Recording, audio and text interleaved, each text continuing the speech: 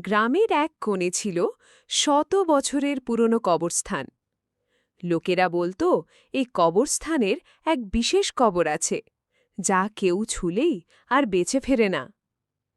কারণ সেই কবরের ভেতরে শুয়ে আছে এক অশান্ত আত্মা, যে মৃত্যুর পরও শান্তি পায়নি। এক রাতে সাহস দেখানোর জন্য রহিম নামে এক যুবক চ্যালেঞ্জ নিল কবরস্থানে যাওয়ার। রাত তখন 12টা। আকাশে মেঘে ঢাকা চাঁদ, বাতাসে ঠান্ডার শিরশিরে অনুভূতি, চারপাশে ঝিঝি পোকার আওয়াজ থেমে গেছে। তার হাতে ছিল একটি টর্চ লাইট, কিন্তু আলো বারবার নিভে যাচ্ছিল। হঠাৎ রহিম দেখতে পেল কবরগুলোর মধ্যে একটি কবরের মাটি আস্তে আস্তে ফুঁড়ে উঠছে। তার চোখ বড় বড় হয়ে গেল। ভেতর থেকে বেরিয়ে এলো এক কালো পচা হাত, চামড়া ঝরে পড়ছে, নখ লম্বা আর ধারালো।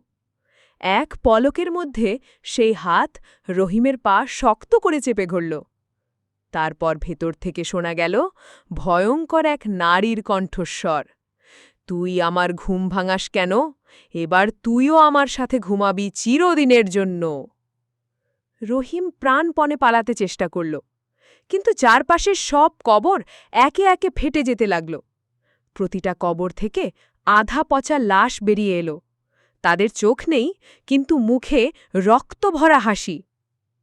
শেষ মুহূর্তে দেখা গেল রহিম মাটির নিচে টেনে নেওয়া হচ্ছে।